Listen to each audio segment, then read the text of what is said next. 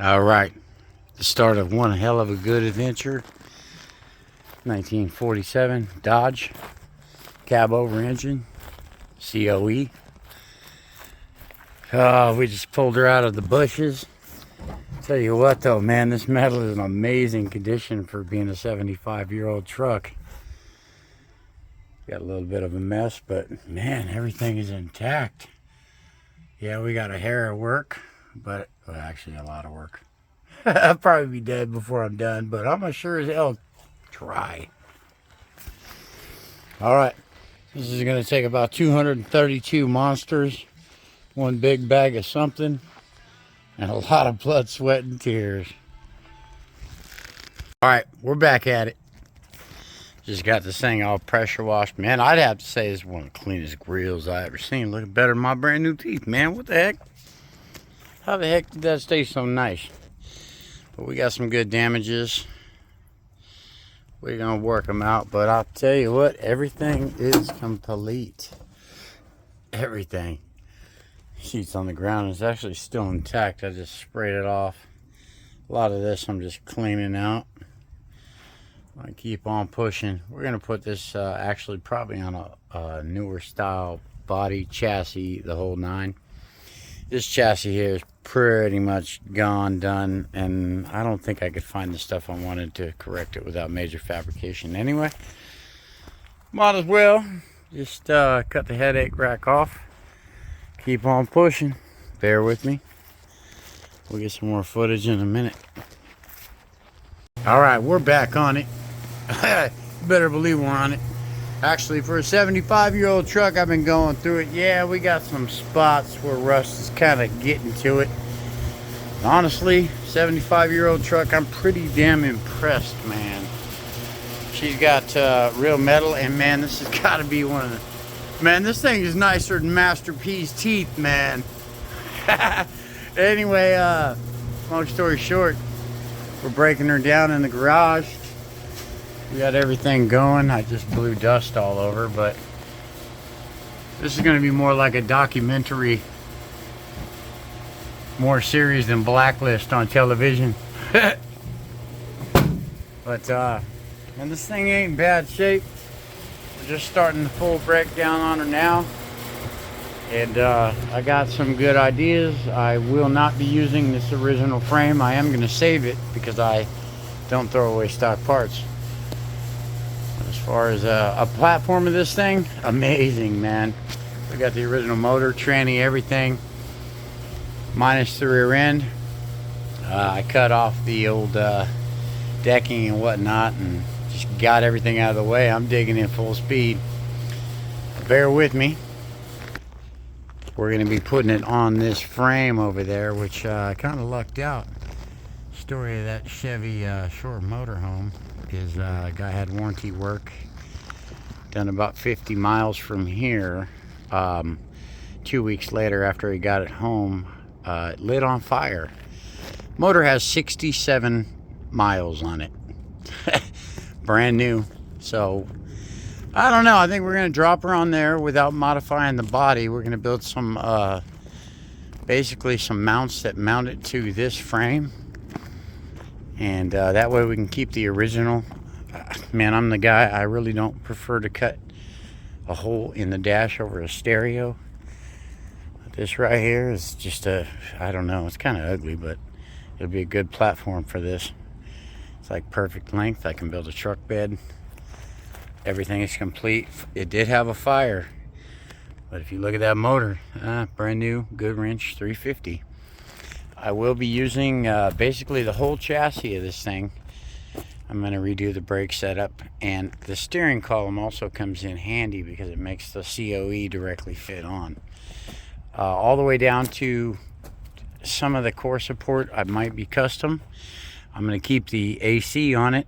I don't think this one works anymore. She got a little hot. But yeah, we got this, man.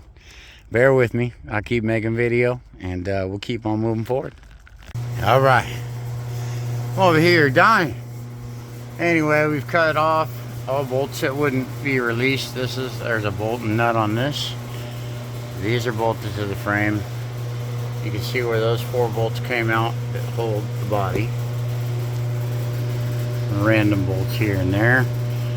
The step mounts there, there, and there, and there's one more bolt up top, and it goes up for the body mount, which is right there.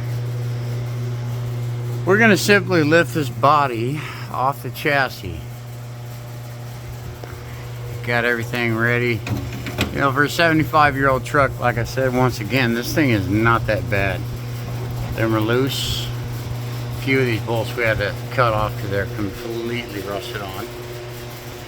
But all of our brackets, we got our steering right there, already popped loose and knocked the little collar about 3 inches up the shaft. It's right here at the bottom in the middle of the screen. But there you go. It's time to get down, get this thing off. Front end stripped off. We're gonna have to build new light buckets, but hey man, fabricate it up, make it your own. All right, slowly but surely, man, dang. I had to cut half the body bolts off and whatnot. Okay, we've got our floor. Hold on a second. There we go. All right, we got our floor kind of exposed. And you know, actually, like I said, man, this metal is definitely doable. We've got some thin spots, obviously. A couple up top and by the window as well. But condition, not bad. Got the steering column out, all the shift linkage ready to go. I think I got a couple excessive fuel lines that got added to this at some point, I'm guessing. Kind of like manual levers. I believe it's called a flathead. Excuse me if I'm wrong. It's a straight 6. And I believe this is an an option basically for this as far as a heater. Hey, what do you know? The fan still spins. What? I'm trying that, man. If it works, it's going back in. But yeah, we're ready. We got our floor pieces. There's probably about 6 pieces, very similar to this. They just all unbolted. We're actually going to take every inch of this thing and Brillo it, sand it, reprime and paint it. Some Rust-Oleum, whatnot. We're going to get this thing together. The worst damage is going to be these, but I got it handled. Not a problem. Pretty much everything's already disconnected. We're about ready to pull the body off this thing. And then I think I'm set it on the lift it up off the frame, but it's kind of tricky because the rear end's not in it. I got to move it back a couple feet. And then I should be able to handle this between a tractor and a forklift. We got it. All right. Yes, sir. The breakdown is broken. Had to take the radiator out. The lift wouldn't go high enough. But yeah, front end, the rest of our pieces are out back. Here is our whole cab section. A couple hidden bolts I didn't see. I basically ran straps underneath on each side to the forks of the lift. It actually put quite a bit of pressure on these back corners. So I didn't like. Got a little boo-boo I got to fix. It's alright though. I know a guy. But from here, forklift can lift this. It'll be nice and easy. We've got our whole section here. Don't mind my mess going right now. I got a million projects going. One man. But, here's the original straight 6 flathead Dodge. Everything's still intact pretty much except the rear end's not in and the rear section of the driveline. Really different style.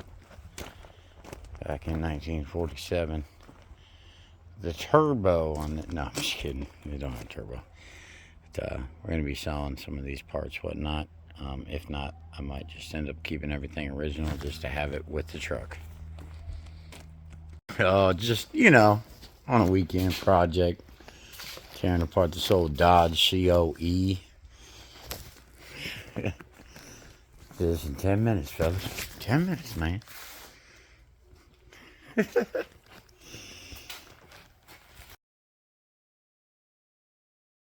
Alright. This is way too much. I'm ready to go back to Vegas. Oh, damn rain. Anyway, back at it. COE 1947. Continued. And I'm out here in the rain. About to wet sand this Impala while I'm at it. Perfect weather for wet sanding, right? Alright, all beside that, we're focused on this. We got to hurry up and get this thing out of the rain. So I got to hurry up, sand it down, finish doing what I'm doing, take it in the shop, start welding on some more metal, cleaning up what we have left. Main bad spot there, and along these fenders and the buckets for the lights. But if we keep going on the frame, I think I'm going to extend this and turn it into a car hauler, man. Find some really cool paint, make it just look kick-ass, maybe some 30-inch wheels on air ride. We got the motor yanked out, which is over there. Zoom in, baby. And behind us, the beautiful Impala I just painted. All sides up. We're yanking off our perches and all the hardware for this front suspension. We're going to be putting basically like a K-frame from a motorhome under this, making a few mounts so it can bolt on. I think I'm going to basically, possibly, man, I might end up just reusing these springs. If I turn this into a car hauler, these are capable of carrying the weight. I might actually just leave these ones alone, leave them on here, get new U-bolts and hardware, and mount the rear axle in there. Besides, they're already squared up, so I could use them. We're going to see how this plays out. Bear with me. Yank these tanks off, whatnot, get the rest of this cleaned up. I clean it all up with a wire brush, Brillo pad it, Rust-Oleum it, and preferably I can get it under cover out of the rain so we don't have anything rusting that I open up. So, to be continued.